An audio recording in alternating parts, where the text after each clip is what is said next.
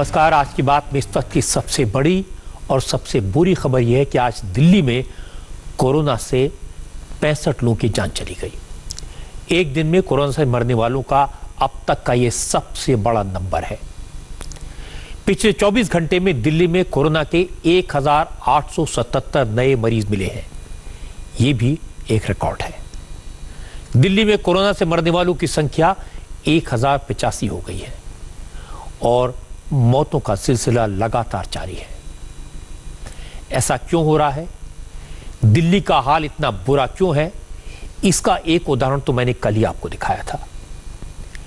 दिल्ली के सबसे बड़े सरकारी हॉस्पिटल एलएनजेपी हॉस्पिटल की भयानक तस्वीरें दिखाई थी। आज उन तस्वीरों पर, उन वीडियोस पर एलएनजेपी हॉस्पिटल के मेडिकल सुपरिटेंडेंट यानी हॉस्पिटल के हेड का हैरान करने वाला जस्टिफिकेशन हमें मिला, वो भी मैं आपको सुनवाऊंगा। एलएनजेपी हॉस्पिटल के एमएस का नाम है डॉक्टर सुरेश कुमार। इन वीडियोस को देखकर मैं पूरी रात ठीक से नहीं सो पाया।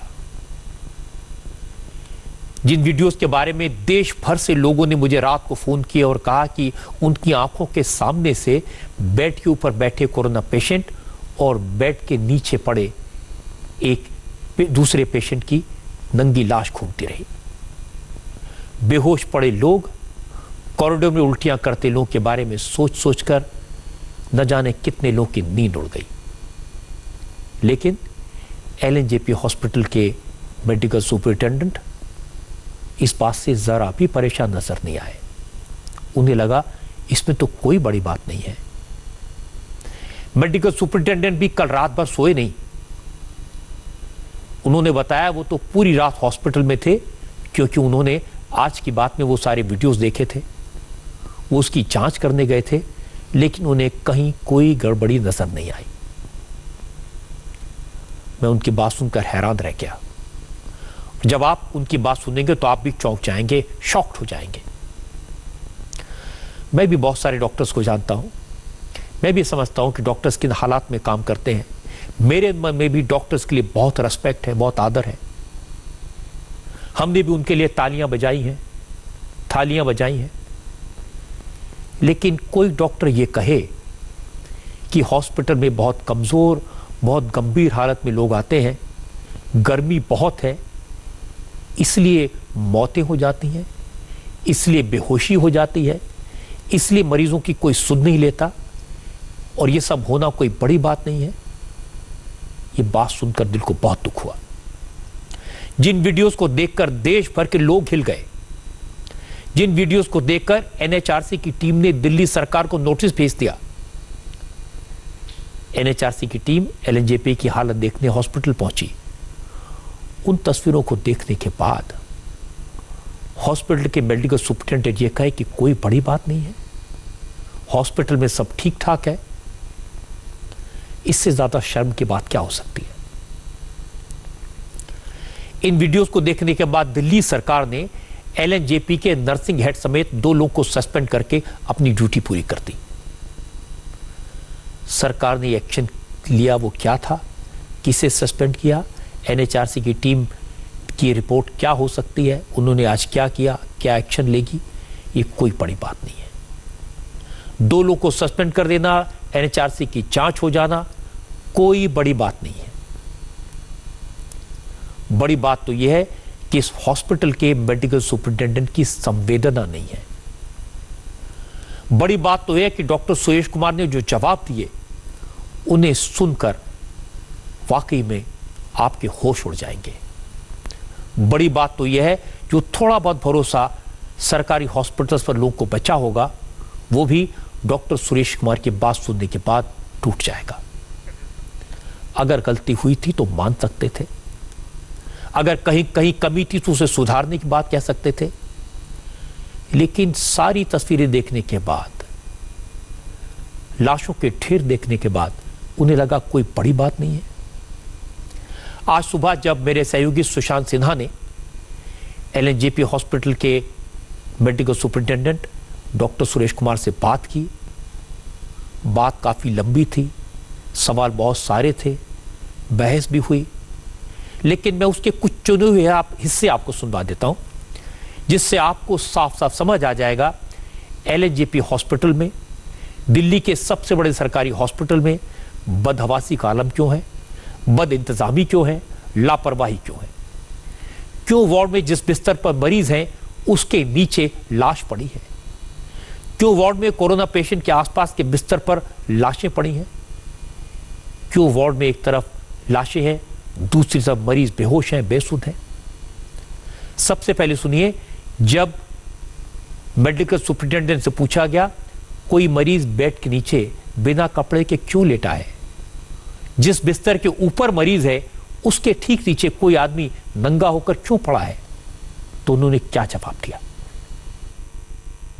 ये जो पेशेंट्स जो हैं, कई बार क्या होता है कि पेशेंट सिक होता है, पेशेंट को जब हम सीपीआर करते हैं तो कपड़े निकाल के उनको रिससिटेट करते हैं, छाती से सारे कपड़े निकालते हैं। और जैसे पेशेंट को कैथेटर लगा हुआ है, पेशाब का कैथेटर लगा हुआ है, यूरिन का कैथेटर लगा हुआ है, तो उसके लिए कपड़ों को निकाल के ही हम उसको कैथेटर को रिमूव करना होता है। और जब छाती को हम कंप्रेस करते हैं तो कपड़े निकाल के और उसका सीपीआर करते हैं। डेथ के बाद का जो है उसके बाद हम उसको जैसे कवर करते हैं। जब पेशेंट्स को रिससिटेट करते हैं तो ये नॉर्मल मेथड है। कई पेशेंट जैसे किनारे पे हैं, पेशेंट्स किनारे पे है और पेशेंट कई बार स्लिप हो गया तो उसको वापस रिपोजिशन करते हैं। सीपीआर कर रहे हैं, किनारे पे हैं तो वो कई बार स्लिप हो जाता है। डॉक्टर सुरेश कुमार की बात सुनकर मैं हैरान हूं। जिसे हम बेड के नीचे बेसुध पड़ा, बेहोश पड़ा मरीज समझ रहे थे, वो असल में एक मरीज की लाश थी, नंगी लाश। डॉक्टर साहब का तर्क है कि सीपीआर के लिए, यानी सांस वापस लाने के लिए या हार्ट रिवाइव करने के लिए कपड़े उतारे थे, और यूरिन के लिए जो कैथेटर निकाला उसके लिए नीचे के कपड़े उतारे। मैंने आज तक किसी हॉस्पिटल के किसी डॉक्टर से ऐसा एक्सप्लेनेशन नहीं सुना। और फिर डॉक्टर सुरेश बता रहे हैं कि लाश अपने आप स्लिप होकर बेड के नीचे चली गई। ये कैसा हॉस्पिटल है जहां मरीज बेसुध हैं, बेहोश हैं, हिल नहीं सकते और लाशें चलती हैं, अपने आप बेड के नीचे पहुंच जाती हैं। डॉक्टर सुरेश कुमार की बात सुनकर लगता है कि शायद कोरोना वार्ड्स में कोरोना के मरीजों का हाल ऐसा ही होता होगा, क्योंकि उनका तर्क है कि कोरोना के मरीजों की लाश को उठाने का प्रोटोकॉल है, इसलिए कई कई घंटे लग जाते हैं, इसलिए वार्ड में लाशें पड़ी रहती हैं। क्या वाकई में हर हॉस्पिटल में ऐसा होता है? मुझे तो यकीन नहीं हुआ। इसलिए आज मैंने पवन नारा से कहा कि जरा दिल्ली के किसी एक प्राइवेट हॉस्पिटल में जाओ और उनसे रिक्वेस्ट करके वहां के अंदर की तस्वीरें लाओ, और कोरोना के वार्ड की तस्वीरें होनी चाहिए। किसी प्राइवेट हॉस्पिटल में कोरोना वार्ड कैसा होता है, वहां पर मरीजों को कैसे रखा जाता है, ये एक बार दर्शकों को दिखाना चाहिए। तो मैं आपको दिल्ली के गंगाराम हॉस्पिटल की तस्वीरें दिखाता हूं। आपको दोनों हॉस्पिटल्स में, सरकार के सबसे बड़े हॉस्पिटल में और इस प्राइवेट हॉस्पिटल में, जमीन आसमान का अंतर नजर आएगा। इंसानियत और हैवानियत का फर्क नजर आएगा। हॉस्पिटल पवन नारा गंगाराम हॉस्पिटल गए, इस हॉस्पिटल की तस्वीरें देखिए। यहां बेड्स भी हैं, मॉनिटर्स भी हैं, डॉक्टर्स भी हैं और नर्सेज भी हैं। ये भी तो कोरोना पेशेंट का वार्ड है।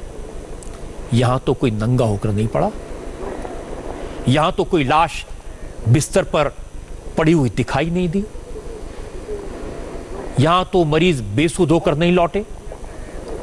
ये फर्क है।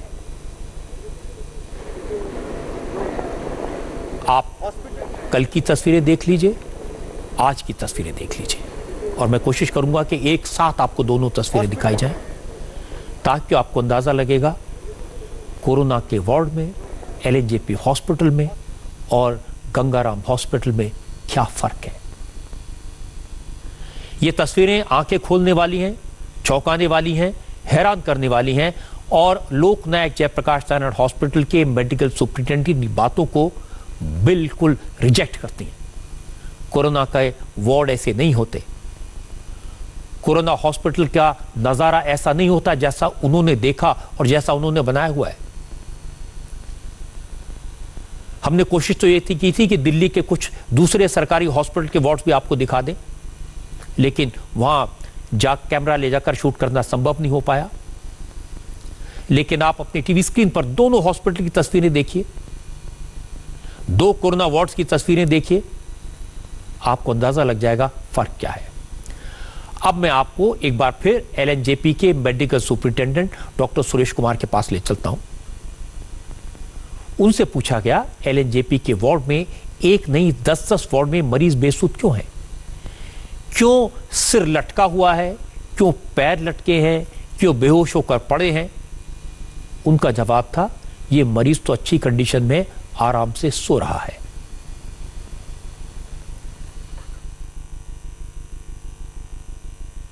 पेशेंट सोते हैं तो उसका हाथ पैर इधर उधर हो जाता है बिस्तर से, उसमें कोई नई बात नहीं है।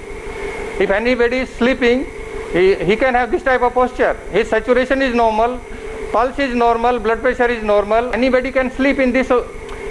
Anybody can sleep. Anybody can sleep. कुछ पेशेंट हाँ तो ऐसे सो सकता है ना, सो सकता है ना, इसमें क्या नई बात नहीं है। जो मरीज बिस्तर से लटका पड़ा है, एक तरफ पैर लटके एक तरफ सिर लटका है, वो कह रहे हैं वो सो सकता है, इसमें कोई बड़ी बात नहीं, कोई नई बात नहीं है। मुझे नहीं लगता कि डॉक्टर सुरेश कुमार अपने हॉस्पिटल को जानते हैं, अपने मरीजों की हालत को समझते हैं। वो कभी कहते हैं ये पेशेंट ठीक था, 98% ऑक्सीजन थी, लेकिन ये मरीज ऐसे लटक कर क्यों लेटा था, ये मरीज बेहोश क्यों था, ये उन्हें नहीं पता। फिर उन्होंने एक और तर्क दिया, गर्मी बहुत है इसलिए मरीज अपने कपड़े उतार देते हैं। जरा सोचिए, 40 डिग्री टेम्परेचर है तो हॉस्पिटल में मरीज अपने कपड़े उतार देते हैं।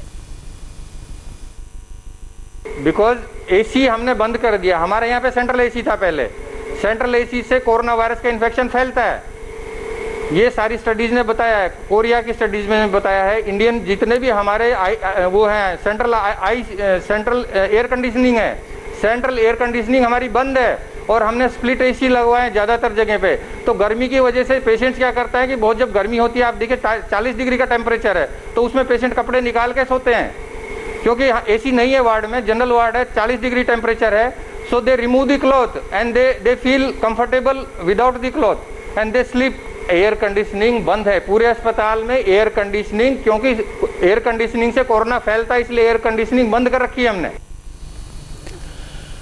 मैं आपको गंगाराम हॉस्पिटल की वो तस्वीरें दिखाऊंगा जहां पर हॉस्पिटल में एयर कंडीशनिंग भी जारी है, और वहां के डॉक्टर की ये बात भी सुनवाऊंगा जिसमें वो बता रहे हैं कि इस हॉस्पिटल में सेंट्रल एयर कंडीशनिंग में थोड़े से चेंजेस किए गए हैं ताकि कोरोना के वार्ड को, ताकि इस वार्ड में डॉक्टर पीपी किट पहनकर रह सके। अब डॉक्टर सुरेश कुमार तो कह रहे हैं कि उन्होंने हॉस्पिटल का एसी इसलिए बंद किया हुआ है क्योंकि इससे कोरोना फैलता है। क्या गंगाराम हॉस्पिटल में कोरोना फैल रहा है? ये कहाँ का तर्क है? इस टेम्परेचर पे एसी की बहुत ज़्यादा रिक्वायरमेंट है, जो हमारे पेशेंट्स के लिए भी और हमारे स्टाफ के लिए जो पर्सनल प्रोटेक्टिव इक्विपमेंट पहन रखे होते हैं उनके स्वास्थ्य के लिए बहुत ज़रूरी है, वरना उनके लिए बहुत ज़्यादा मुश्किल हो जाएगा 1 घंटा भी उसको पहन के रखना। तो उसके लिए हमने अलग से तैयारी करी अपने अस्पताल में। हम उसकी वजह से अपने अस्पताल में एसी चला पाए और हमारे पेशेंट्स को उसका फ़ायदा मिला। तो हमारे बेसिकली हमारे को एक एयर एक्सचेंज एक चीज़ होती है कि एयर जो सर्कुलेट हो रही है वो 6 से ज़्यादा हो 1 घंटे में, और 12 से ज़्यादा हो तो और भी अच्छा होता है। तो वो हमने अस्पताल में कराया। और एक जो एयर हैंडलिंग यूनिट्स होती हैं, हमारे गंगाराम में 1000 एयर हैंडलिंग यूनिट्स है जो हर एरिया की एयर को हैंडल करती हैं। तो एयर हैंडलिंग यूनिट से एक एंट्री वेल पॉइंट होता है जहाँ से एयर जाती है, फिर वो रूम पे जाती है जहाँ वो कोई पेशेंट हम देख रहे हैं या जहाँ पर हमारे पेशेंट हैं। उसके बाद एक एग्जॉस्ट लगा होता है जिससे कि एयर खिंचती है और वो एग्ज़िट पे जाती है। तो हमने एंट्री और एग्ज़िट पॉइंट पे दोनों जगह फ़िल्टर लगा रखे हैं ताकि वहाँ से वायरस छट के हमारी ओपीडी में आए, और 12 बार एयर सर्कुलेशन होती है।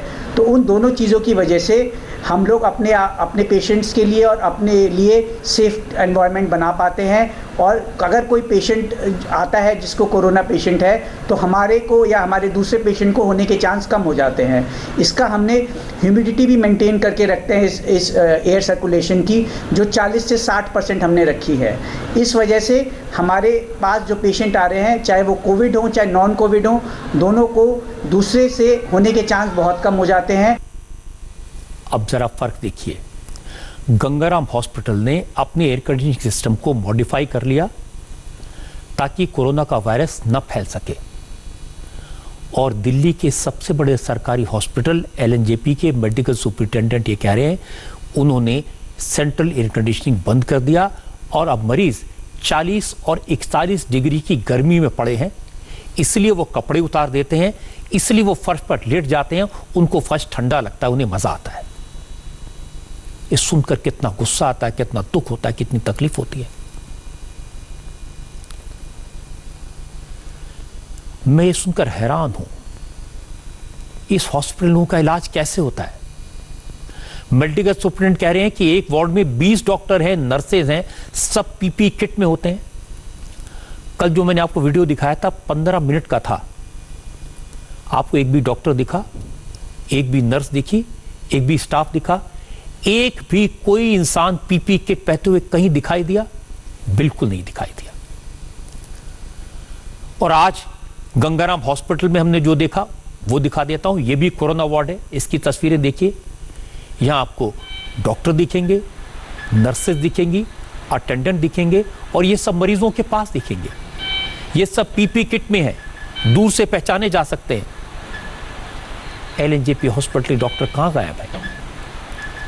आज जो डॉक्टर सुरेश कुमार ने कहा, कल आज की बात में एलएनजेपी के जो वार्ड की तस्वीरें थी वो देखने के बाद उन्होंने पूरी रात हॉस्पिटल के वार्ड में बिताई। उन्होंने कहा कि मैंने 15 डॉक्टर्स के साथ दौरा किया और उन्हें कुछ गलत नहीं दिखा। उनकी तो शिकायत यह है कि 40 डिग्री टेम्परेचर है तो ऐसी हालत तो होगी ही। उनका कहना तो है कि कोरोना के वार्ड में एयर कंडीशनिंग नहीं हो सकती। मैं चाहता हूं कि वो गंगाराम हॉस्पिटल की एयर कंडीशनिंग के सिस्टम को समझें, इसमें जो मॉडिफिकेशंस हुए हैं उसको करें। मेरा काम उनको ब्लेम करना नहीं है, उन पर दोष देना नहीं है। कोशिश तो ये है किसी तरह से इस सरकारी हॉस्पिटल की हालत सुधर जाए, उसमें जो 700 साढ़े 700 पेशेंट्स हैं उनको थोड़ी राहत मिल जाए।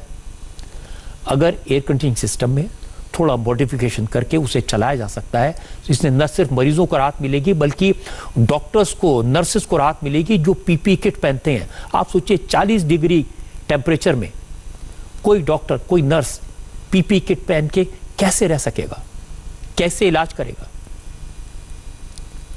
उन डॉक्टर्स के साथ, उन नर्सेस के साथ हमारी सहानुभूति है।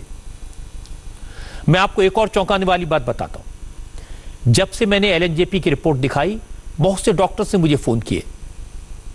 उन डॉक्टर से मैंने पूछा कि बहुत गर्मी होती है, ज्यादातर डॉक्टर्स वहां रहते हैं, उस हॉस्पिटल में एलएनजेपी में वहां रहते हैं जहां पर स्प्लिट एसी लगे हैं, इसीलिए मरीज भगवान के भरोसे छोड़ दिए गए, इसीलिए मरीज बेहोश पड़े हैं। डॉक्टर्स कहना है कि कोरोना के पेशेंट्स को एलएनजेपी के वार्ड्स में मरने के लिए छोड़ दिया गया है। जो कोरोना के पेशेंट्स हैं उनकी प्रॉब्लम ब्रीदिंग की प्रॉब्लम होती है, उनकी प्रॉब्लम ऑक्सीजन की प्रॉब्लम होती है। ऐसे पेशेंट्स को ऑक्सीजन लगाकर छोड़ नहीं दिया जाता, 24 घंटे मॉनिटरिंग की जरूरत होती है। और यह बात आज एक बार फिर कंफर्म हुई जब पवन नारा गंगाराम हॉस्पिटल में थे। उन्होंने वहां के डॉक्टर से पूछा, क्या कोरोना के पेशेंट्स को 24 घंटे मॉनिटर किया जाता है? उन्होंने क्या कहा, यह भी आप सुन लीजिए। जब एक बार एडमिट कर लिया जाता है तो दिन में कितनी बार ऑक्सीजन मॉनिटर की जाती है, क्या प्रोटोकॉल है? जो भी patients, whoever patient they require oxygen therapy, ठीक है, जिनको भी ऑक्सीजन थेरेपी देगी उनको तो मॉनिटरिंग 24/7 रिक्वायर्ड है। So each and every patient who is on monitor is connected to the pulse oxygen, who is on oxygen is connected to the monitor, ठीक है। Monitor with an SpO2 probe, ठीक है, saturation of oxygen जो probe measure करता है वो monitor में 24/7 run करता है, ठीक है। In case saturation drop करता है and all, first of all doctors are always available 24/7 and at the same time monitor blink करने लगता है, पीप पीप वाली आवाज आने लगती है, so automatically everybody comes to know कि इस पेशेंट को ऑक्सीजन सैचुरेशन ड्रॉप। तो क्या हम ये कह सकते हैं गंगाराम में अगर 150 पेशेंट हो तो 150 पेशेंट जो कि खासकर ऑक्सीजन पे हैं उन सबको 24 घंटे मॉनिटर किया जाता है? 100%। जितने भी पेशेंट जो ऑक्सीजन पे थेरेपी पे रहेंगे, they are considered to be a bit on the critical side, they are not very stable, not critical but not very stable मैं बोल सकती हूँ, तो उनकी मॉनिटरिंग तो 24/7 they are connected to the monitor. अगर उनको मॉनिटर ना किया जाए तो क्या ऐसी स्थिति भी हो सकती है कि वो बेहोश हो जाए? It can be very dangerous and it can lead to lot of other unforeseen circumstances also। तो ये आपको समझना होगा कि आप सिर्फ अस्पताल में भर्ती करके ऑक्सीजन लगा के नहीं छोड़ सकते, आपको ऑक्सीजन लेवल लगातार मॉनिटर करना होता है। अगर ऑक्सीजन लेवल नीचे जाता है तो उसका फ्लो भी एडजस्ट किया जाता है, ऑक्सीजन की प्योरिटी भी एडजस्ट की जाती है, हवा देनी है, एयर देनी है या ऑक्सीजन देनी है, सक्शन की भी जरूरत है। तो ये सारे पैरामीटर्स हैं जो डॉक्टर ब्लड में ऑक्सीजन की मात्रा के देखने के बाद तय करते हैं। आपने सुना, कोरोना के पेशेंट्स को 24 घंटे मॉनिटरिंग की जरूरत होती है।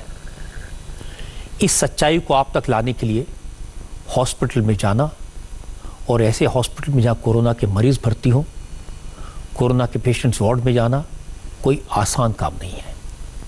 इसके लिए हिम्मत चाहिए, हौसला चाहिए। और मैं पवन नारा की तारीफ करूंगा, उन्होंने प्राइवेट हॉस्पिटल्स और सरकारी हॉस्पिटल सुविधाओं में फ़र्क दिखाने के लिए ये ख़तरा मोल उठाया, आपके लिए जोखिम उठाया, ताकि आप समझ सकें कि क्या फ़र्क है।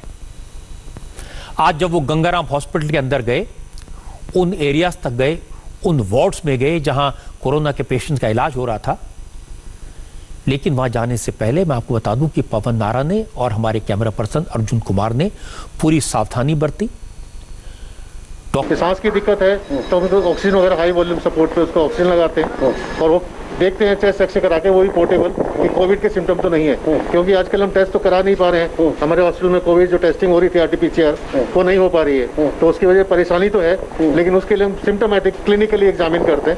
चेस्ट एक्सरे में अगर पैचेस वगैरह आ जाए तो लगता है कि हाँ ये हो सकता है कि 90-80% 100% कोविड है, तो उसी तरीके से हम इसको इलाज करते हैं। शुरुआत में स्टेबलाइज करने के बाद अगला कहाँ शिफ्ट उनको किया जाता है, क्या प्रोसीजर है? जब तक उसको बिस्तर नहीं मिलता है तब तक हम इसे इमरजेंसी में स्टेबलाइज करते हैं। जब बिस्तर मिल जाता है तो उसको विद पॉलिसी प्रोटोकॉल के साथ उसको उस बेड पे शिफ्ट कर देते हैं। तो आपको बता दें कि यहाँ गंगाराम अस्पताल में बेड्स अवेलेबल हैं, लेकिन बहुत से लोग जो शिकायत करते हैं कि बेड अवेलेबल नहीं है, वो स्थिति ये है कि ICU बेड की अवेलेबिलिटी नहीं है, और ये हॉस्पिटल एडमिनिस्ट्रेशन भी स्वीकार कर रहा है कि ICU बेड पूरी तरीके से फुल है। अभी जैसे ये पेशेंट आए हैं, इनको ग्लूकोज लगी है, अभी ये ऑक्सीजन सिलेंडर के साथ आए थे, फिलहाल हैवी ब्रीदिंग है, हम देख पा रहे हैं। अब उनको यहाँ स्टेबलाइज करने की कोशिश की जा रही है। अब से थोड़ी देर बाद मैं आपको मुंबई के हॉस्पिटल्स का हालत भी दिखाऊंगा, वहाँ कैसी बदहवासी है, कैसी बदइंतजामी, ये भी दिखाऊंगा। लेकिन अभी आपको बता दूं कि दिल्ली के सभी हॉस्पिटल्स में कुल मिलाकर 9000 से ज़्यादा बेड्स हैं। इसमें भी 6 बड़े सरकारी हॉस्पिटल्स में 4360 बेड्स हैं, और आज की तारीख में इनमें से 70% वेकेंट है। आप समझ सकते हैं क्यों। और अगर प्राइवेट हॉस्पिटल की बात करें तो दिल्ली के बड़े प्राइवेट हॉस्पिटल्स में 3349 बेड्स हैं, इनमें से 29% खाली है। फर्क है फैसिलिटीज़ का, देखभाल का, ट्रीटमेंट के नाम पर मिलने वाली केयर का। पवन नारा ने दोनों हॉस्पिटल्स को अंदर और बाहर से देखा है।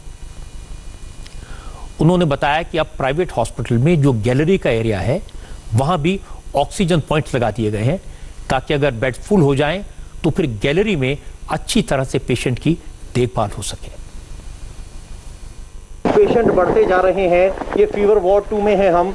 यहाँ कई बेड का फीवर वार्ड बनाया गया है जहाँ पर पेशेंट्स को रखा गया है। ये वो लोग हैं जो सबसे पहले आते ही यहाँ जिनको एडमिट किया जाता है, मॉनिटर किया जाता है। वो अंकल जी एम्ब्यू बैग के साथ दिखाई दे रहे हैं, उनको ऑक्सीजन फिलहाल लगाई गई है। और यहाँ पेशेंट ये पेशेंट कोविड पॉजिटिव है, ये सस्पेक्टेड कोविड पेशेंट हैं। इनको कोविड जांच के बाद, एडमिट के बाद कोविड टेस्ट करेंगे, कनेक्शंस के बाद उसके बाद फिर अंकल जी की हालत क्या है, कितना ऑक्सीजन सेचुरेशन फिलहाल उनका है? Uncle ji on high flow mask पे हैं, 92% सेचुरेशन से इनको आईसीयू रेफरेंस दिया गया है। आईसीयू में बेड अवेलेबिलिटी के हिसाब से इनको एडमिट किया जाएगा। तो फिलहाल मैं बता दूं अंकल जी हैं, उनकी ऑक्सीजन सेचुरेशन 92 है, उन्हें आईसीयू बेड की ज़रूरत है। हाई प्रेशर ऑक्सीजन फिलहाल उन्हें दिया जा रहा है। आपको बता दें कि 93% से नीचे जब ऑक्सीजन होने लगती है तो आपको एडिशनल ऑक्सीजन की ज़रूरत पड़ती है, और जब ये स्थिति 90% से नीचे ऑक्सीजन आने लगी है तो आपको आईसीयू में शिफ्ट किया जाता है। लेकिन फ़िलहाल आईसीयू बेड्स अवेलेबल नहीं है, तो यहाँ इमरजेंसी में उनका इलाज चल रहा है। यहाँ एक प्लान बनाया गया है। प्लान कुछ ऐसा है कि प्लान के हिसाब से अगर पेशेंट बहुत ज़्यादा बढ़ जाए, मैम यहाँ पे इमरजेंसी में कुल कितने बेड हुए? 3 वार्ड मिला के आपके जो ये फीवर क्लिनिक वार्ड है। सो fever clinic ward is the सामने वाला जो हमने शुरू में आपको दिखाया था, but since the patient load is very high और हमारा वो जो कैपेसिटी था वो फुल हो गया था, so as per the NDMA act we have to have a surge capacity in place. हमें लगता है कि उसका ऑक्सीजन सैचुरेशन ड्रॉप कर रहा है, लेस देन गोइंग 80% से भी नीचे आ रहा है, पर हमें लगता है कि मरीज सांस नहीं ले पा रहा है, इसको आर्टिफिशियल वेंटिलेशन की जरूरत है, तो उसको बाईपैप या फिर वेंटिलेटर पे डालते हैं। कि आप देखिए ये अगला नेक्स्ट प्लान है। डिजास्टर जिस तरीके से यहाँ पेशेंट बढ़ते जा रहे हैं, अब जो है ये होल्डिंग एरिया है। डिजास्टर प्लान के हिसाब से यहाँ कॉरिडोर में भी ऑक्सीजन और सक्शन दोनों पॉइंट्स दिए गए हैं। ये नेक्स्ट प्लान है कि अगर बेड बहुत ज़्यादा बढ़ जाएं तो कॉरिडोर में, जनरली प्राइवेट अस्पताल में आपको कॉरिडोर में पेशेंट नहीं दिखाई देते, लेकिन अब फीवर क्लिनिक में लगातार पेशेंट बढ़ रहे हैं, बेड कम पड़ने लगे हैं और किसी को बाहर मना नहीं किया जा सकता। तो अब डिजास्टर प्लान के तहत जो ऑक्सीजन के पॉइंट्स हैं उनके नीचे नीचे एक बेड लगा दिया गया है और उनको ऑक्सीजन जाएगी। एक हॉस्पिटल वो जहां पर हर जगह ऑक्सीजन का इंतजाम है, जहां 24 घंटे मॉनिटरिंग होती है, और दूसरा हॉस्पिटल जहां बेड के नीचे लाश पड़ी है, ऊपर मरीज लेटा है। एक हॉस्पिटल वो जिसने किसी तरह से मॉडिफाई करके एयर कंडीशनिंग को शुरू किया है, और दूसरा हॉस्पिटल वो जिसने अपने मरीजों को 40 डिग्री टेम्परेचर में पड़े रहने के लिए मजबूर कर दिया है। एक हॉस्पिटल वो जिसमें जहां कैमरा घूमता है तो पीपी किट पहने डॉक्टर नजर आते हैं, नर्सेज नजर आती हैं, अटेंडेंट दिखते हैं। और एक सरकारी हॉस्पिटल वो जिसमें 15 मिनट तक कैमरा घूमा, लेकिन कहीं भी एक भी डॉक्टर, एक भी नर्स, एक भी अटेंडेंट नजर नहीं आया। सारे के सारे मरीज भगवान भरोसे हैं। ये दोनों हॉस्पिटल की तस्वीर देखकर पता चलता है कि लोग सरकारी हॉस्पिटल में क्यों नहीं जाते। ये पता चल जाता है कि एलएनजेपी में हर वार्ड में लाशें क्यों पड़ी हैं और बेड के नीचे नंगी लाश क्यों लेटी है। मुझे सबसे ज्यादा दुख है एलएनजेपी हॉस्पिटल के मेडिकल सुपरिटेंडेंट की ये बात सुनकर कि वो सारी रात वहां थे, लेकिन उन्हें यह नहीं पता चला कि वहां पर मरीज बेसुध, बेहोश, अनअटेंडेड क्यों पड़े हैं। उन्होंने कहा वो इसकी जांच करवाएंगे, और आज सुबह जब वो सुशांत से बात कर रहे थे तो उन्होंने वादा किया था कि शाम 6 बजे तक सारी जांच करके हम आपको बता देंगे। लेकिन अब तो 9:30 बजने वाले हैं, किसी सवाल का जवाब तो नहीं मिला है। हम इंतजार कर रहे हैं। मैं मानता हूं कि कोरोना का कोई इलाज नहीं है, इसकी कोई दवा नहीं है, और मैं ये भी मानता हूं कि इलाज सिर्फ सुविधाओं से नहीं होता। बेहतर इलाज के लिए शायद एयर कंडीशनिंग की जरूरत भी ना हो। मरीज को ठीक करने के लिए यह भी जरूरी नहीं कि हर वक्त उसके पास डॉक्टर और नर्सेस खड़े रहें। इलाज के लिए सबसे जरूरी है हमदर्दी, हौसला। अगर मरीज को यकीन हो कि उसका इलाज करने वाले उसका ख्याल रख रहे हैं, उसकी परवाह कर रहे हैं, अगर मरीज को भरोसा हो कि उसे अकेला मरने के लिए नहीं छोड़ दिया गया, डॉक्टर मरीज को ये हौसला दें कि वो जल्दी ठीक हो जाएगा, तो मौत के दरवाजे पर खड़े लोगों को भी मैंने मौत को मात देते देखा है। जरूरत सिर्फ इस बात की है कि मरीज के पास हिम्मत हो और डॉक्टर के दिल में हमदर्दी हो। लेकिन जिस मरीज के चारों तरफ लाशें पड़ी हो, वो क्या हौसला रखेगा। वो तो मौत आने से पहले ही मर चुका होगा। और एलएनजेपी हॉस्पिटल के medical superintendent doctor Suresh Kumar की बात सुनकर ये तो आपको भी लगा होगा कि उनके दिल में मरीजों के प्रति कोई हमदर्दी नहीं है। कल एलएनजेपी हॉस्पिटल की तस्वीर देखकर और आज डॉक्टर सुरेश कुमार की बात सुनकर एक बात तो साफ हो गई कि एलएनजेपी हॉस्पिटल के लोगों की संवेदना बढ़ चुकी है। वो तो बस हर चीज का जस्टिफिकेशन ढूंढने में लगे हैं। उनके हिसाब से लाशें लुढ़क सकती हैं, चल सकती हैं, बिस्तर के नीचे पहुंच सकती हैं। उनके हिसाब से मरीज इसलिए बेहोश हैं क्योंकि वो आराम से सो रहे हैं, चैन से। ये सब बातें कहना हर उस मरीज के साथ जुल्म है, अन्याय है जो सरकारी हॉस्पिटल में इलाज के लिए गया, जो हमारे और आपके पैसे से बने इस हॉस्पिटल में इस आस में गया कि उसे जिंदगी वापस मिल जाएगी। मैंने सारी वीडियोस दिल्ली सरकार के अलग अलग लोगों को भेजे थे, सबसे निवेदन किया था कि कुछ एक्शन तो होना चाहिए। एक्शन हुआ, 2 नर्सेस को सस्पेंड कर दिया गया। ये क्या खाना पूर्ति नहीं है? मैं कभी नहीं चाहता किसी नर्स को, किसी डॉक्टर को सस्पेंड किया जाए, किसी को डिसमिस किया जाए। इससे कुछ नहीं होता। ये पुराने जमाने के तरीके हैं, आजकल इनसे कोई नहीं डरता। जरूरत तो इस बात की है कि जो 700 से ज्यादा पेशेंट एलएनजेपी हॉस्पिटल में हैं, उनकी देखभाल कैसे हो, इसका प्लान बनाया जाए। उनके आसपास पड़ी लाशें कैसे हटें, उनका डर कैसे दूर हो, डॉक्टर उनको अटेंड कैसे करें, इसका ख्याल किया जाए। मरीजों को 40 डिग्री की उबलती गर्मी से बचाया जाए, उसमें मरने के लिए छोड़ ना दिया जाए। अगर ये हो जाएगा तो मैं समझूंगा कि एक्शन हो गया। मैं किसी को ब्लेम नहीं करना चाहता, जो हुआ सो हुआ। कम से कम अब तो सुधर जाएं। दिल्ली के सरकारी हॉस्पिटल का हाल आपने देखा है। हॉस्पिटल के मेडिकल सुपरिटेंडेंट की बात भी सुनी है। मुंबई राजधानी है महाराष्ट्र की, और महाराष्ट्र में कोरोना के मरीजों की संख्या बढ़कर 97,648 हो गई है। बहुत बड़ा नंबर है। 3,590 लोगों की मौत हो चुकी है। आज महाराष्ट्र में 3,607 नए केसेस आए। एक दिन में 152 लोगों की मौत हुई। और मुंबई शहर की फिगर सुनेंगे तो आप चौंक जाएंगे। मुंबई में, अकेले मुंबई में कोरोना के 54,000 मरीज होने वाले हैं। मुंबई में अब तक 1,952 लोगों की मौत हो चुकी है। मुंबई में पिछले 24 घंटे के दौरान 1,540 नए केसेस मिले हैं और एक दिन में 97 लोगों की मौत हो गई है। जैसे जैसे मरीजों की संख्या बढ़ रही है, वैसे वैसे मुंबई के हॉस्पिटल्स के हाल और खराब हो रहे हैं। हमने आपको कई दिन पहले मुंबई के हॉस्पिटल में किस तरह बेड्स पर लाशें पड़ी हैं, ये दिखाया था। किस तरह से डॉक्टर की लापरवाही से लोगों की मौत हो रही है, ये दिखाया था। आज एक बार फिर हमारे संवाददाता मुंबई के हॉस्पिटल्स में गए। हॉस्पिटल के अंदर जाने की जरूरत ही नहीं पड़ी। अंदर का हाल बाहर बैठे हैरान परेशान मरीजों के परिवार वालों की बात सुनकर हो गया। मुंबई में साइन हॉस्पिटल बीएमसी का बड़ा कोविड हॉस्पिटल है। इस हॉस्पिटल के बाहर हमारे संवाददाता जयप्रकाश सिंह को विकास सिंह मिले। नौजवान है।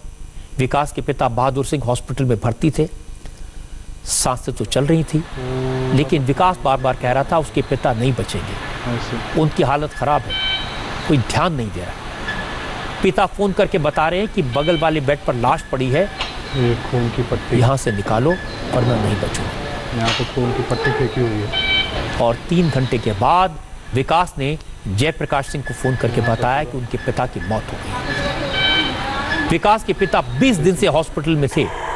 जब कोरोना की रिपोर्ट पॉजिटिव आई, उस वक्त हालत ठीक थी, खुद चलकर हॉस्पिटल गए थे। शुरू में हालत में सुधार भी हुआ, लेकिन पिछले 3 दिन से अचानक हालत बिगड़ी और बिगड़ी तो फिर काबू में नहीं आई और आज उनकी मौत हो गई। विकास का कहना है कि सरकारी हॉस्पिटल का हाल बुरा है, साइंस हॉस्पिटल ने उसके पिता की जान ले ली। विकास हमारे संवाददाता जयप्रकाश सिंह को दिन में 3 बजे मिले थे। उन्होंने क्या कहा था, पहले वो सुनिए। ये खून की पट्टी, यहाँ पे खून की पट्टी फेंकी हुई है। ना मैं कभी खुद सायन हॉस्पिटल आऊँगा ना कभी किसी को रेफ़र करूँगा। मेरे पापा का आज यहाँ पे 20वां दिन है। पहले दिन आके पापा का कुछ कंफर्म नहीं था, फिर भी उनको ऐसे वार्ड में डाल दिया गया। एक बेड पे 3 लोग थे, पॉजिटिव नॉन पॉजिटिव। पापा के बगल में डेड बॉडी पड़ी हुई है 3 घंटे से। उसको मेरी वाइफ ने पता देखा कि उसकी ब्रीदिंग नहीं हो रही है, तब इसने बताया उसके बेटे को कि देखो आपकी माँ सांस नहीं ले रही है। तब वो जाके चेक किया तो पता लग रहा मर के उसको 2-2.5 घंटे हो चुके हैं। दूसरे दिन शाम के टाइम, रात के टाइम पे पापा का कोविड का टेस्ट हुआ नाक में डाल के। 2 दिन के बाद जब रिपोर्ट आया तो पॉजिटिव आया। पापा को शिफ्ट किया। शिफ्ट करने के बाद वो जो वार्ड में मैं गया ना, कि अभी मेरे को आज पता चल रहा है कि वो आईसीयू है। अगर आप उसको देख लेंगे ना, आप उसको जनरल वार्ड भी नहीं बोलेंगे। वो वार्ड में जब एंट्रेंस होता है, वो रास्ता होता है, वहाँ पे पान खा के, जो डस्टबिन होता है वहाँ पे पान खा के थूका हुआ है, दाल भात गिरा हुआ है, लोगों ने उल्टी किया हुआ है। मानता हूँ स्टाफ कम है, लेकिन कम से कम 7 दिन में से 1 दिन तो मिलता होगा साफ़ करने के लिए। मैं यहाँ पे 20 दिन बीत चुका है मेरा, साफ़ सफाई नहीं है वहाँ पे कुछ। वहाँ पे वॉशरूम में एक पेशेंट मर गया गिर के, मेरे पापा के बेड के बगल में था वो बेचारा वो ऑक्सीजन पे था, उसको वॉशरूम जाना पड़ा और वॉशरूम जाके वो फिसल के उधर ही गिर गया और मर गया वो। मुझको नहीं लगता कि ट्रीटमेंट से बिल्कुल भी मैं सेटिस्फाइड हूँ। एक बेड पर 3-3 मरीज, कोरोना के मरीज, जहां एक आम आदमी को भी, हेल्दी आदमी को 2 गज की दूरी रखने को कहा जाता है, उस बीमारी के 3 मरीज एक बेड पर। उस वार्ड में मरीज के बगल में लाश पड़ी है। यह सायन हॉस्पिटल का हाल है, जहां पर न हाइजीन का ख्याल है न सफाई का। एक मरीज बाथरूम गया और वहां मर गया और काफी देर तक हॉस्पिटल को पता नहीं चला।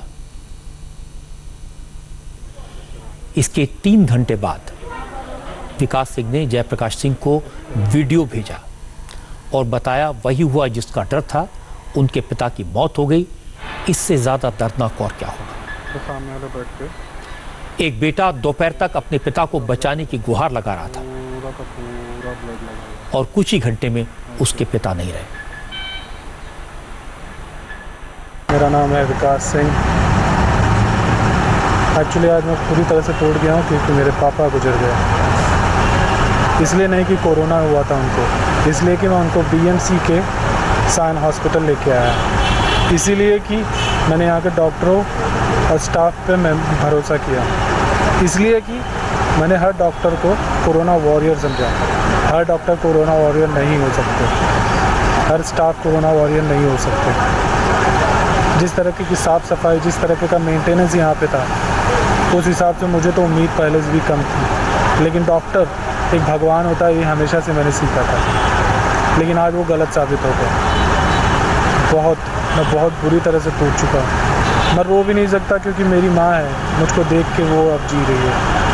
मैं रोऊंगा तो वो टूट जाएगी। ऐसी गलती कभी मत करिएगा। आज समय कम है, इसलिए मुंबई के बाकी हॉस्पिटल की रिपोर्ट में आपको दिखाऊंगा आने वाले दिनों में। लेकिन एक ऐसी बात बताता हूं जो जानकर आपको बहुत हैरानी होगी। मुंबई में ऐसे दर्जनों मामले सामने आए हैं जिनमें कोरोना से मरने वालों की लाशों को लावारिस बताकर दफना दिया गया या जला दिया गया। ऐसा कैसे होता है, इसका एक एग्जाम्पल मैं आपको दिखा देता हूं। हमारे संवाददाता दिनेश मौर्य को एक ऐसे परिवार के बारे में जानकारी मिली जिसके मरीज को जोगेश्वरी के ट्रॉमा सेंटर में भर्ती कराया गया था। उसकी मौत हो गई और उसे लावारिस बताकर जला दिया गया। घर वालों को पता ही नहीं चला। असल में 11 मई को राकेश वर्मा की टेस्ट रिपोर्ट पॉजिटिव आई।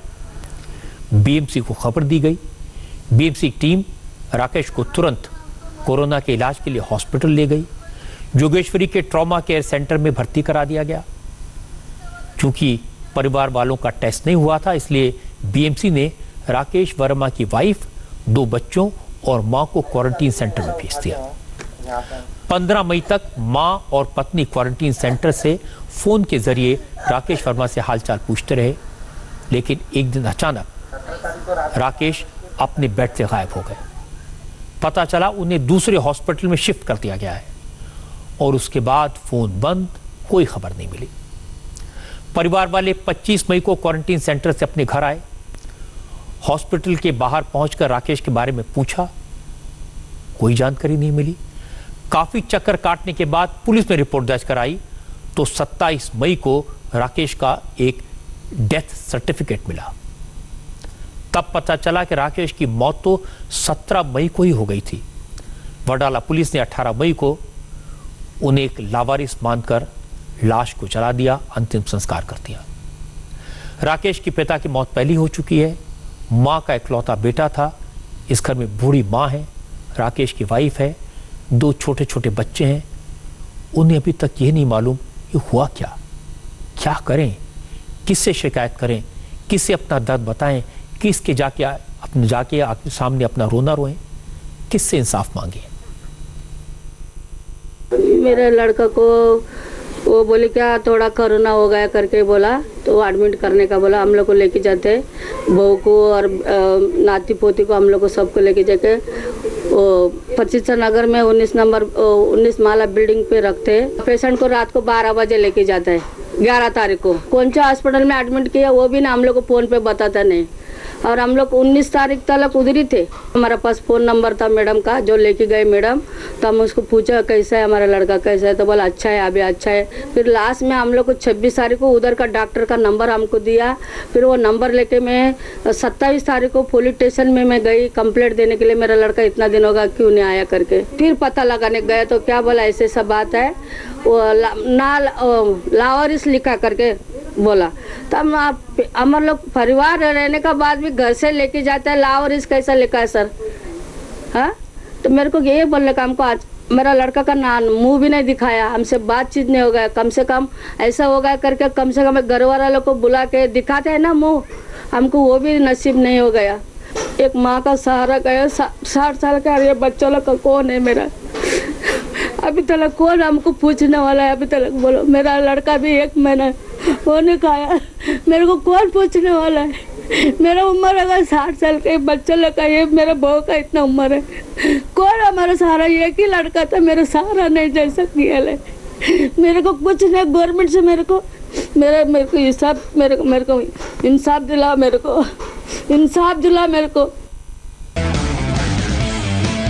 हॉस्पिटल की लापरवाही की जो खबर अब मैं आपको बताऊंगा, वो सुनेंगे तो आपके रोंगटे खड़े हो जाएंगे। ये रिपोर्ट महाराष्ट्र के जलगांव से आई है। कोरोना पॉजिटिव पाए जाने के बाद 82 साल की एक महिला को जलगांव के सरकारी मेडिकल कॉलेज में एडमिट कराया गया था। 2 जून को बुजुर्ग महिला अचानक हॉस्पिटल के वार्ड से गायब हो गई। परिवार ने काफी तलाश की, नहीं मिली। इसके बाद परिवार ने पुलिस में महिला के लापता होने की रिपोर्ट दर्ज करा दी। 1 हफ्ते बाद पुलिस ने परिवार को फोन करके बताया कि बुजुर्ग की लाश उसी हॉस्पिटल के टॉयलेट से मिली है। सोचिए, हॉस्पिटल के टॉयलेट में महिला की डेथ हो गई। 8 दिन बाद उसकी डेड बॉडी मिली। 8 दिन तक वो लाश वहीं पड़ी रही और किसी को पता नहीं चला। हॉस्पिटल से एक महिला गायब थी, लेकिन हॉस्पिटल वालों ने उसे खोजने की जहमत नहीं उठाई। लाश सड़ चुकी थी, उसमें से बदबू ना आती, लोग शिकायत ना करते तो पता नहीं कितने दिन तक ये लाश वहां पड़ी रहती। मेरी दादी जलगांव सिविल हॉस्पिटल के वार्ड नंबर 7 में कोरोना पेशेंट बोल के एडमिट थी। 2 तारीख को हमें हॉस्पिटल की तरफ से फोन आया कि आपकी दादी दोपहर से मिसिंग है। देन 2 तारीख को शाम को उन्होंने पुलिस में मिसिंग की FIR भी की। उसके बाद में आज 8 दिन के बाद यानी आज 10 जून को पुलिस का हमें सुबह फोन आया कि आपकी दादी उसी हॉस्पिटल के बाथरूम में मृत अवस्था में पाई गई है। हमारा बहुत ज्यादा विरोध है इस चीज के लिए। ना हॉस्पिटल प्रशासन ने उस चीज को चेक किया, ना पुलिस डिपार्टमेंट ने उस चीज को चेक किया। ये बहुत बड़ी लापरवाही है हॉस्पिटल और लोकल प्रशासन की। सरकार ने माना कि हॉस्पिटल में लापरवाही हुई है, बदइंतजामी है, इसलिए इस मामले में मेडिकल और कॉलेज के डीन, मेडिकल सुपरिटेंडेंट और 5 प्रोफेसर को सस्पेंड कर दिया गया है। पुलिस ने भी इस मामले में FIR दर्ज करके आज 5 डॉक्टर्स के बयान दर्ज किए। जलगांव मेडिकल कॉलेज में इतनी बड़ी घटना हो गई, एक्शन भी हो गया, सबको पता है, लेकिन क्या हॉस्पिटल ने कोई सबक सीखा? बिल्कुल नहीं। अब से थोड़ी देर पहले हॉस्पिटल से कुछ ऐसी तस्वीरें आई जिन्हें देखकर आपका दिल दहल जाएगा। यहाँ कोरोना सस्पेक्ट पेशेंट्स के वार्ड में एक डेड बॉडी कई घंटे तक बेड पर पड़ी रही। आसपास के बेड्स पर दूसरे मरीज थे, लेकिन किसी ने इस डेड बॉडी को हटाना जरूरी नहीं समझा। इसे चादर से ढक दिया। जिस वक्त इस शख्स की मौत हुई वो कोरोना सस्पेक्ट था। मौत के बाद उसकी टेस्ट रिपोर्ट आई तो वो कोरोना पॉजिटिव पाया गया। सोचिए, एक कोरोना पॉजिटिव मरीज की इस तरह से कई घंटे तक बेड पर लाश पड़ी रही। इससे दूसरे पेशेंट्स के संक्रमित होने का खतरा है, इन्फेक्शन का खतरा है। वार्ड में मौजूद लोगों के मुताबिक जब इस डेड बॉडी को हटाया गया तो ये बेड नए मरीज को अलॉट कर दिया गया। इससे पहले न बेड की सफाई हुई न उसे सैनिटाइज किया गया। रात में 11 बजे यहाँ पे एक डेथ हुई थी, तो रात में 11 बजे से बॉडी यही पड़ी थी। वो 40 गाँव की डेथ थी। अच्छा। उसको सवेरे 4 बजे उठाया है लोगों ने बॉडी उसकी। सवेरे 9 बजे डेथ हुई है, उसको 12 बजे उठाया। और जो दूसरी डेथ कहाँ की थी? दूसरी डेथ फैजपुर की थी। की वजह से यहाँ पे जो पेशेंट है, दूसरे पेशेंट समझो उनका वो थोड़ा कमजोर ये है, तो वो थोड़ा उनका ये दिल घबरा रहा ना ज़्यादा। 12 बजे बॉडी उठाए और दूसरा पेशेंट उसकी सफाई करे नहीं, कुछ नहीं करे, और दूसरा पेशेंट ला के वहाँ पे तुरंत डाल दिया उन्होंने। आप देख सकते हैं, दिल्ली हो, मुंबई हो, जलगांव हो, हर जगह एक ही तरह का हाल है। सरकारी हॉस्पिटल्स में लापरवाही, बदइंतजामी और पेशेंट के प्रति संवेदना की पूरी कमी। डॉक्टर्स कम नहीं हैं, नर्सेस कम नहीं हैं, तनख्वाहें कम नहीं हैं, सिर्फ जज्बा नहीं है, रवैया नहीं है। हॉस्पिटल में काम करने वाले डॉक्टर्स, नर्सेज, स्टाफ वो भी परेशान है। वो भी देखते हैं कि एडमिनिस्ट्रेशन का किसी तरह का कोई कंट्रोल नहीं है। एक और खबर आपको दिखाता हूं जहां पर आपको हॉस्पिटल की बदइंतजामी और लापरवाही दिखाई देगी। ये अमृतसर से आई है। यहां व्हील चेयर और स्ट्रेचर में कूड़ा ढोया जा रहा है। जरा सोचिए, जो व्हील चेयर और स्ट्रेचर मरीजों को लाने ले जाने के काम में आते हैं, उनमें हॉस्पिटल का वेस्ट ढोने का काम किया जा रहा है। और यह हाल तब है जब पंजाब में कोरोना के सबसे ज्यादा मरीज अमृतसर में हैं। कोरोना से सबसे ज्यादा मौतें अमृतसर में हुई हैं। उसी अमृतसर के सबसे बड़े गुरु नानक देव हॉस्पिटल का ये हाल है। ऐसा भी नहीं कि ये व्हील चेयर और स्ट्रेचर पुराने हों जिसकी वजह से इन्हें कूड़ा ढोने के काम में लगा दिया गया। ये नए हैं, मरीजों को लाने के काम में लाए जाते हैं, लेकिन उसी में कूड़ा डाला जा रहा है। अब जब पता चला तो हॉस्पिटल प्रशासन ने कहा कि जिस तरह कूड़ा स्ट्रेचर और व्हील चेयर पर ले जाया जा रहा है वो बायो वेस्ट को डिस्पोज करने के रूल्स का वायलेशन है और इस मामले की जांच की जाएगी, एक्शन लिया जाएगा।